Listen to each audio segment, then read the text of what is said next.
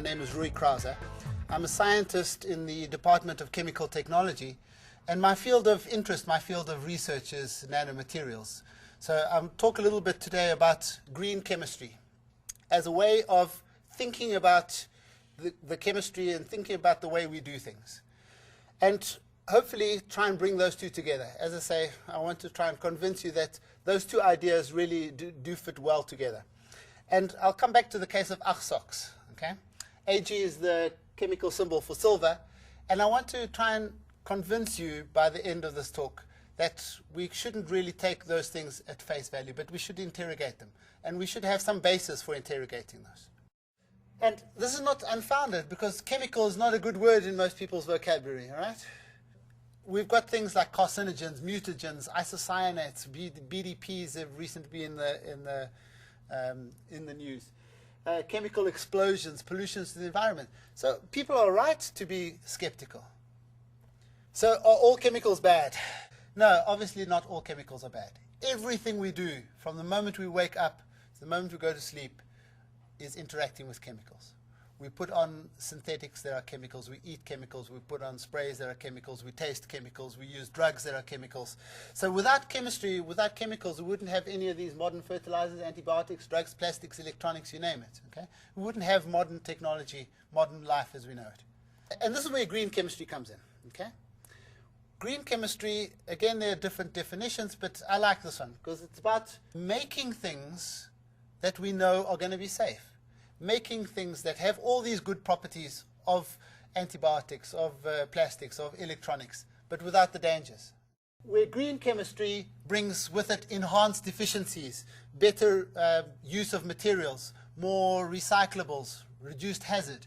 And nanomaterials brings with it the enhanced properties. We can have a better way of manufacturing something and have the better properties. We want to design things that have less hazardous syntheses. So when the workers are actually making it, when the factories are operating, those are the people that we need to protect as well. You want to design things that are inherently safer, that are better for you. So you want to design a plastic, you want to design a glass, you want to design something that's going to be safer, that's not going to cause the harm to the environment or to you or to animals. We need to prevent waste. Kind of makes sense. If you're making something, you want to prevent waste. Why? Because it's going to get into the environment, and also because it's going to cost you money. I'll give you two examples of how this can work. Here's the synthesis of ibuprofen. Traditionally, the synthesis of ibuprofen starts from this molecule over here.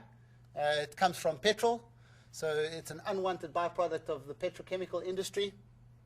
And it gets converted by one chemical reaction, 2 chemical reactions, 3 chemical reactions, 4 chemical reactions, 5, 6 reactions. And if we count up all the waste and we count up all the product, we end up with this. Around about 15 million kilograms of ibuprofen produced every year. How much waste? 20 million kilograms. Right? So these guys are not in the business of making ibuprofen. They're in the business of making waste. That's what they do best, right? They happen to make a little bit of panado on the sidelines. Can we think of things in a different way? Can we design this whole synthesis to be safer, to produce less waste, and to still produce the things that we want? So here's the new synthesis that's been going now for about 7 years. Still the same starting material, still the same thing at the end, okay? But instead of 6 stoichiometric reactions, we've got 1, 2, 3 catalytic reactions. So we've cut down on the time, we've cut down on the cost, we've cut down on the raw materials, we've cut down on the energy, because these things have to be mixed, they have to be dried, they have to be heated, etc. This is a catalyst, so you need a little drop of it. Right? This nickel is a catalyst, so again you need a small amount of it. This palladium is very expensive, but again it's a catalyst. So you're going to want to recover it afterwards, clean it up a bit and put it back in. Okay? 3 catalytic steps. Almost everything that you start off with ends up in the product. So you're making 15 million kilograms of product and almost no waste. A tiny little bit of waste acetic acid gets recycled to make more of this. Here's the second example. Most chemical companies and chemical plants look like this. Right? They get produced from petrochemicals, from oil, from gas, etc. What about if we took mealies? Right? We've got plenty of maize. We can mill it, take out the starch. Maize has got a lot of starch. Process the starch to get something called dextrose. It's like a sugar. Okay? Process the sugar, stitch two of these sugars together to give this molecule. It's a lactide. And polymerize the lactide to give this plastic. This is a process that's now taking place in the States, and you can see the kinds of products from plastic bottles to cups to fibers, pillows, etc. Right? Made from corn. Corn is not toxic. It uses much less fossil fuels. It's recyclable. It's compostable. It's win-win for everybody. Okay? Here are some examples of green nanomaterials. So this is something that we do in our laboratories. We take iron. We have little particles of iron. These are tiny little things, less than 10 nanometers. And they're excellent at removing arsenic. The arsenic sticks to the iron oxide. You can simply stick a magnet into the polluted water, suck out the iron oxide, and you've got clean water. Okay. So it's using the materials, thinking smart about how can you produce them without having to use toxic chemicals, and trying to apply them to solve some of the problems. Here are some ways in which we can work towards it.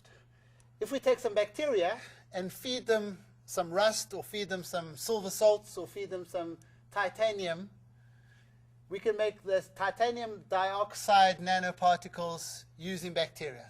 So I no longer have to use expensive titanium isopropoxides or titanium chlorides.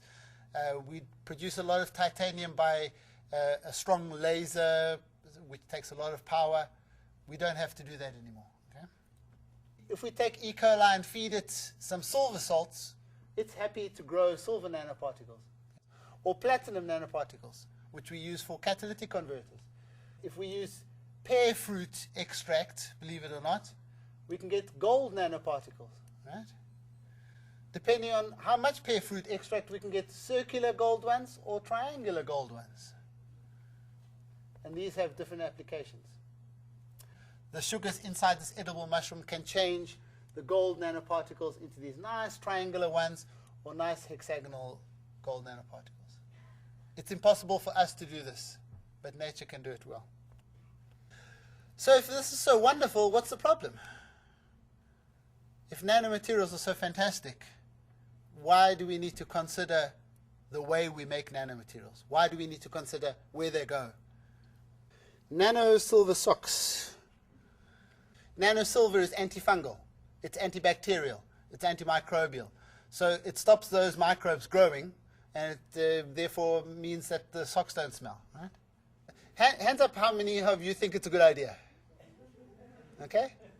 Hang on a minute. Where does the silver come from? How do they manufacture the silver? Is it okay to put it in your mouth? I mean, I've got children, and they pick up all sorts of things. Is it okay for them to touch them? What happens when I wash it? Can I wash it with colors? Must I wash it separately? So we really don't know much about it, but is it not better, rather than over-engineering something, is it not better that we just wash the socks? They're going to get dirty anyway, right? So this is the kind of thinking that I think we need to start doing. And we need to start doing it across the board. Okay. So I'd like to end there by thanking a few people. First of all, the creator of all things big and small. Okay. My friends and students, my colleagues that I work with that allow me to do this kind of work. The DST, the NRF, the University of Johannesburg for the funding and the support and the equipment, etc. And of course, you ladies and gentlemen for listening.